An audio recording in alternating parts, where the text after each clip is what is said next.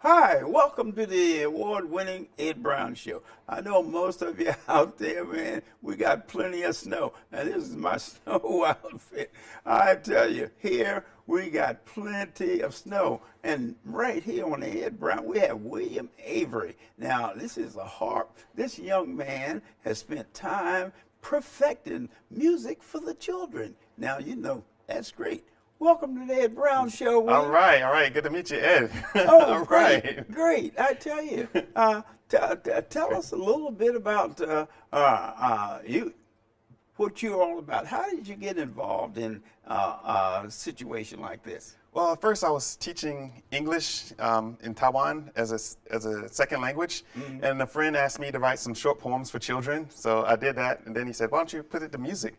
So I set it to music, and then it got more and more popular, and so that's how I really started getting into writing songs for children. Wow, yeah.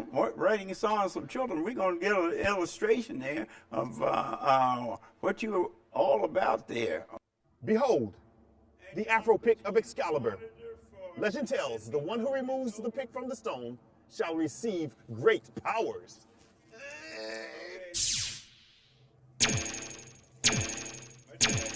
I feel funky. Get a penny for your thoughts. Get a dollar. Get a dollar for your actions. Get a penny. Get a penny for your thoughts. Get a dollar. Get a dollar for your actions. Get a penny. Get a penny for your thoughts. A penny saved is a penny earned. More money down the drain is a big concern. When time is wasted, money's burned. Don't be a penny wise, pound foolish, baby. Baby, what will you learn? Let's take our pennies and dollars, compound them through and through. Good change in the world, make it better for now and the future too. If we're a day late and the dollar short, miss that opportunity. Pipe is gonna get us due, and it's all on you and me. Cause get a penny for your thoughts, get a dollar. Get a dollar for your actions, get a penny. Get a penny for your thoughts. Get a dollar. William Avery, tell us about that instrument you got there. Some kind of give us an example of how that works. Yeah, Yes, this is. We want to know just how that looks very interesting, and the young people, I think they would like that too. Yes, this is an auto harp, and it's very simple to play. It's sort of like the guitar. You have to have your fingers like really coordinated to do this one. This one you just press one key, and you have the whole chord, and you can strum with your fingers to do the rest. I think I can use that. Yeah, it's really cool. I think I can play that. Yeah. I thought maybe you had to use your fingers, you know, like usually you do on a harp or a guitar. Now tell us, how did you get into this quickly? I saw a friend playing it last year at a song swap for Children Music Network, and I was just so impressed with it. I was like, wow, I have to get this and put it in my next recording. So I got the instrument, and I practiced it a little bit, no lessons, but I just, figured out how to do a really simple, sweet song. So a person interested, who would they contact? You, Will Avery? For this? Yeah, for a demonstration. Well, if they want a demonstration, they can contact children's me. music. Yeah, I'll be happy to come out to any show, anytime. Yes. But you deal with mostly children. What age bracket do you think that you attract? The target age bracket for me is basically from ages 5 to about 10, around that age. 5 to 10. Yeah, my daughter's 5. That's why. She's my biggest critic. So she was the one that inspired you. Yeah, she gave me lots of inspirations. Lots of them. Now, an instrument like that, I mean, you made it yourself, or you can't buy that? No, I got this from online. I just, went looking online. I saw a good discount. I was like, let me get this really quick. And you call it what? An auto harp. An auto harp. Auto harp. Yes. Really, I've never seen one like that. It's very easy to play. Well, can youngsters play? Are they allowed? Your daughter allowed to play? Well, I haven't let her play it yet, but tonight I'm going to let her play it. Right after this show. Right after the show. Yes, I promise. That'd be a great idea. And how do you go around to the different places like schools and places like that to give you a demonstration? Recently, I haven't performed at schools, but I've been performing at open mics, and also I did a benefit for the homeless and the children there also. Oh, you do? Yes. Right? Yes. Well, are you mentoring anyone to take your place? I'm welcome to start.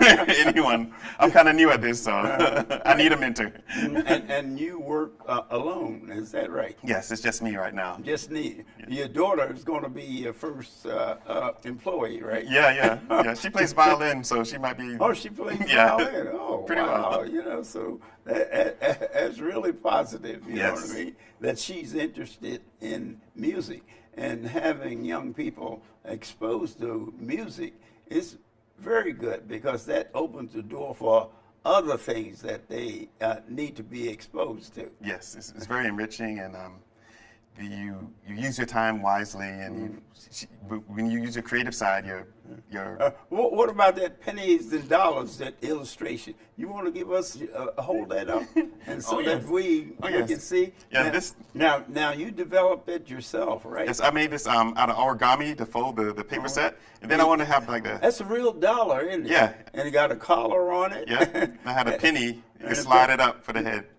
Now the youngsters enjoy that, I'm sure. Yeah, this is really fun. I used it in my video. Yeah. Oh, wow. Like Puppy? And basically, For you? what it does is teaches you about money. Yes. You know, and all of us need to know something about money. Yes. And you know, the younger you learn something about money, especially saving it, the better it is. And this has been Will Avery. I mean, children's music. Have you seen anything like this before? I want to congratulate you for being on the show and everything. All right. And this is very unique. Thank And you. We have to have your daughter back with you. Next time I'll bring her.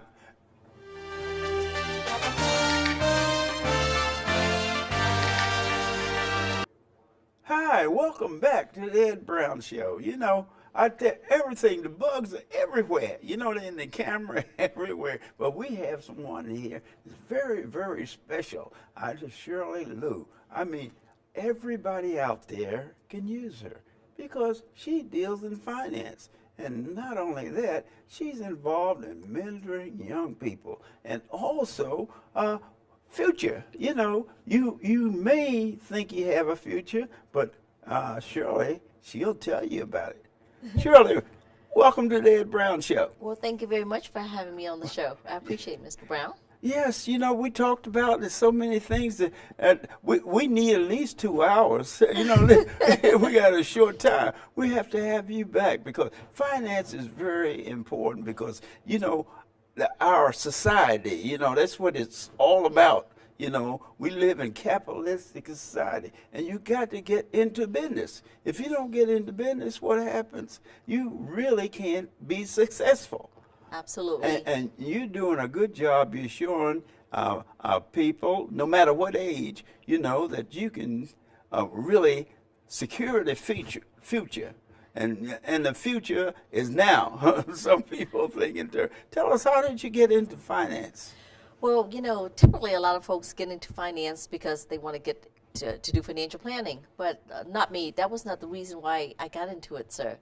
I got into financial service for different circumstances. My husband had passed away unexpectedly, and at that time left me with 3 kids, a 1-year-old and a 15 and 16. And you know, like most wives, you kind of listen to your husband, oh, I got it all, honey, I got it under control. Well, what do you really have under control? So I just felt very strongly that I want to be able out there to educate women and many others to just talk to each other. What exactly do we have? You know, what do you have if we live too long? What do you have if you die too soon? What do you have if you happen to get sick and can't go to work? These are the kind of things that I don't think people are aware of, and I don't want that to happen to anybody else. But what happens is most people don't think about insurance, you know, especially young people. You know, young people below 30, hey, they figure they're going to live forever, you know what I mean? They don't need any finance security. But you've proven, we've talked about it, how actually insurance is and invested. Now, tell us about the investing angle. Well, you know, traditionally I used to have the security license and used to tell folks play with a lot of stocks. Don't worry about it. You're young. You can ride it out. Yeah. And you play with the market. You make it up in time. Well, that's true if you're young, but the problem is I can't face it with older folks who's 50, 60 that just lost 10, 20, 30, 40, $50,000 last week. You know, how do you tell them? So now I try to gear towards more of specialty and index things where you can't lose. But still, When you say index, what do you mean? what I mean on that is that traditional, let's say you take a IRA or 401k, if the market goes up and down, you could go up and down with the market, right? Right. The way index does is different. It's very unique that it goes with the market. However, your money is not invested in the stock market, so you can't lose. So what the insurance company does is that they just use the S&P 500, the Dow Jones, as a way to measure how much credits to give you. Because your money is not in the market, therefore you can't lose. And these are the next generation of retirement stuff that, you know, I wish more financial advisors would talk about it, but they're not. Well, tell us, give us some advice. I want advice for on the early end, under 30 and over 50. Okay. Because people, they have a tendency, you know, after they get 50, well, you know, they get into a plan or something. It's almost like the bank. I always use the bank as an example, is that they give you 3% when you put your money in the bank, and then when you get ready to borrow it, then they charge you 18%. You know, Absolutely. and that's 15% for doing nothing. Absolutely. You know, but how do you secure your future at the early age and then after a retirement age? Okay. Well, good. Well, you know, first of all, young age, under 30. We had a very young gentleman, 26 years old. And he said, where do I save? And so first thing I told him, I said, okay, well, you need to think about the future, because right now you're young, the cost of insurance, things like that are much cheaper Right. for you. And you have time horizons, so time is the worst procrastinator you could possibly have for your retirement. Time, place, no favoritism. I mean, the Right. younger you invest, the faster your money grows. So you got to start early, okay, when it comes to that. And more importantly, this 26 years old, unexpectedly, the snow day, drove a car, and guess what happened? He got T-boned. Somebody hit him at 65 miles an hour. Wow. Luckily, he survived. But, you know, in this particular case, what if he gotten really hurt really bad? Then now you look at 26 years old that may need long-term care. And believe it or not, long-term care, people think older, more than 50% of the folks that need long-term care are younger. Do you believe it? Mm-hmm. And you're wondering, well, wait a minute, how did that happen when a young person needing long-term care? Because a lot of time we're young, we think we're invincible, you know, and things could happen. Well, you know, it's when people say insurance, they think of term insurance. They think of insurance on different levels. They use it sometimes for the youngster going to college and Right. that type of thing. Just what is the best approach if you're going to insure your family against those things? Well, when it comes to insurance, whether young or old, I ask them to look at these three main critical components. The first thing is that look at, well, what if something will happen to me tomorrow, if I die early, what does my family have? Or any loved one behind, you know, that you happens. Because insurance provide one of the best benefits tax-free, you know, to the family. That's how the rich and the wealthy gets rich. They pass Yeah. generational wealth. Right. And I'll be honest with you, the Asian market and the minorities, we don't think too much about that. Cause Right. we Exactly. should, you know? Right. So that's the first thing. Well, let's say, what if you don't kick the bucket and you live a long, long time? Well, how do you make sure you have that stream of income that's guaranteed that you have, that you'll never outlive it? And a lot of people today don't have any kind of income for retirement. It's really sad. And the third component when it comes to whether young or old in financial planning is that, let's say, in between living too long and perhaps dying too soon. So you're punished for living long. Really? Right. That's basically because the longer you live, the less money you get. Absolutely, that is correct, and that's why, and people running out of money, and that's why you see a lot of folks after retiree, a couple of years they go back to work. Yeah. It's because there's not enough income, you know, and I see that all the time, you know. Well, young people don't think of that when they're 25 and 30. They're thinking of things that are happening right now. They think the future is tomorrow, not today. You know, is that so? What they do, they want to secure themselves, and also when they have a family. Well, hey, you're talking about more money in order to survive. So a lot of people get involved in various financial plans for the children or grandchildren. Give us some advice for that. Well, one of the things that, for grandparents, one of the things is you may want to fund the kids' college education and use the insurance, some of the great vehicles as well, too. There are a lot of new vehicles today that's allowed that you can't lose in the market and still make what the market gains, and even with guarantee underneath it. And again, the best way to do is take a look at your portfolio. I would suggest, ask them, hey, do I have the new kind of insurance or the old kind? And Well, that's the difference. The old kind, you just pay in. Remember we talked about that? Yes, sir. You pay in and you pay in, and then the only way that you get a benefit if you die. So yeah, the people, your grandchildren or children, they say, well, Pops, he's on his last. Say, well, we'll get the insurance. But as now the insurance industry is a little different, and you represent a group that want you, and you showed me some of the figures, want you to have money for long-term injuries and things of that nature. Yes. How do a young person coming out of school, they have the degree and they just starting to work, what is your advice as far as insurance is concerned?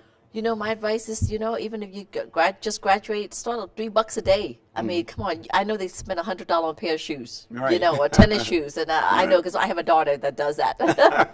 And with that, I'm just saying that young people, you don't have to have outrageous amount. Think of $1 a day, $2 a day. Well, that's what I tell my $3 a day. grandchildren. Yes. The allowance, I say, look, don't spend all of it. I say, if I give you $5, save $2. But they look at me like this guy is crazy. But you know what, sir? It's really about education, because I don't think people are teaching the young one.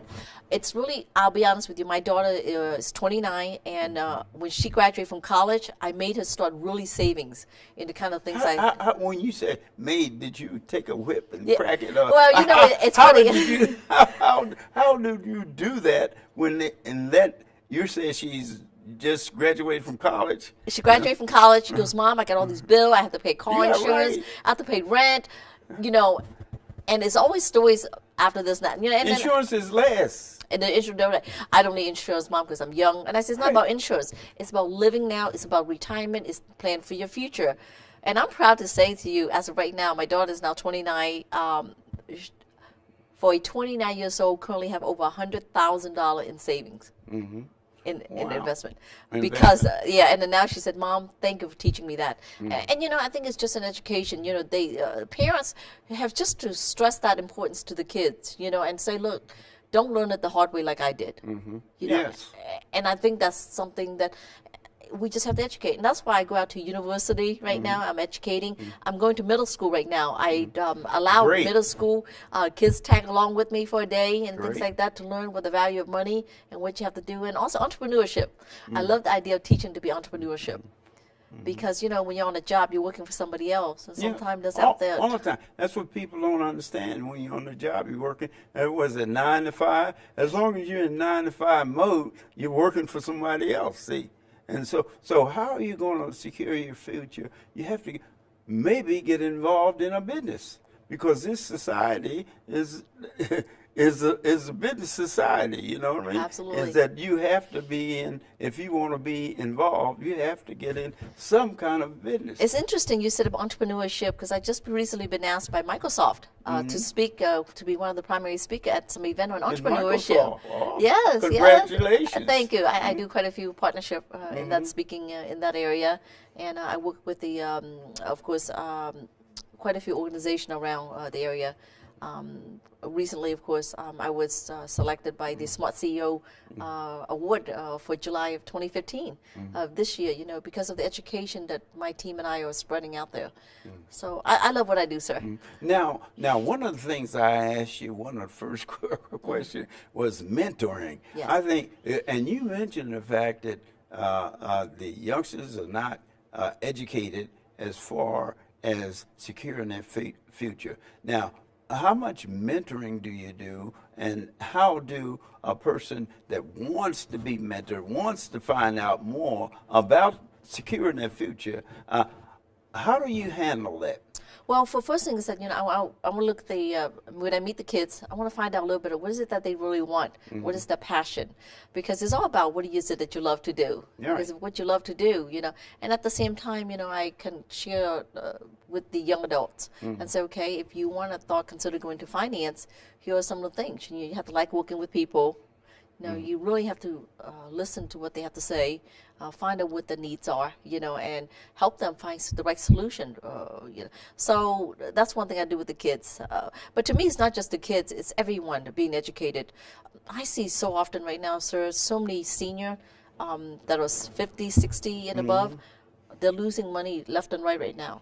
And the money they have typically is in the go to work, right? You've got a 401k or TSP, whatever it may be. And when you start taking money out of those accounts, you're going to deplete those accounts. Instead of doing that, why don't they think of something having lifetime guarantee income? No one's talking to them about that. Well, really, that's a new industry as far as I say people 50 and over, because most of the time insurance was basically for a person who's left behind. Is that you never use insurance for investment. But you're saying that you can use it for investment. So when you have the problems, when you get into the 70s and the 80s, is that you have, because people can't depend on Social Security. So Social Security be out in 25 years, it'll be gone. And what is this, a meager amount that they're getting now? You can't live on that. But so you made a very good point about Social Security could be running out. Yeah. People a lot of them are deaf ear. They don't want to hear it. I hear it, but I don't hear it. Yeah. I tell them about that. I tell them about the cost of living going up, and I said, you got healthcare situation that's going on. You got unemployment. You've got the crisis in China and foreign country right now. And the stock market is taking a dive. People said, oh, don't worry about it. It will go down, but it will go back up. It's paper money. But the fact is, if you lose too much of it, you can't gain back what you lost. Right. And that's the kind of things that, I understand why other financial advisors try to go and, share other products. I get it, but I think it's also important to share with clients, here's some more vehicle that you can safeguard your money. I can't believe that there are clients out there that would not want guaranteed lifetime income. Right. I can't believe that clients out there don't want something that, wow, I can make the market without losing it. And what about this point of minorities, you say, have a tendency not to get involved in securing the future through insurance? Because, see, insurance has never been an investment type thing. Tell us a little bit about that. Okay, well, you're right, because a lot of folks, when it comes to people think, oh, well, never use insurance as an investment vehicle. Yeah. And I'm not saying to use insurance as an investment vehicle. What I'm saying is that you should take a look at your portfolio and diversify of all the needs you have. All I'm saying is that whatever you have, does it cover these three things? Living too long, yeah. When you said diversify, you have to explain that. Diversify. Well, for example, some folks said, well, you know what, Shirley, I'm young, I'm 30 years old. Right. I could still play with the market. Okay, fine. Then if you want to play with the stock market, put some of those money aside that you could afford to lose, just in case. If the market makes great, but at the same time, have some other vehicle that can somewhat give you a guaranteed safety net for sure that you can't lose, but yet still give you all the upside gain when the market does perform. So that's what I mean by diversify. I have a bucket of money, maybe I can always $100 play the stock market, fine. Then maybe have another $100 somewhere where you can have safety guarantee secured that, well, if I get hurt, get sick, any of those kind of things, that there's protection for me.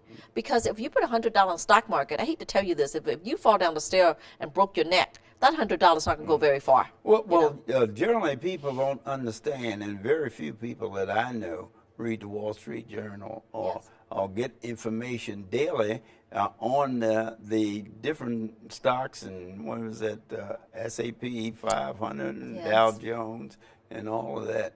And because the insurance industry, they utilize those figures to set their price of what they're going to charge you.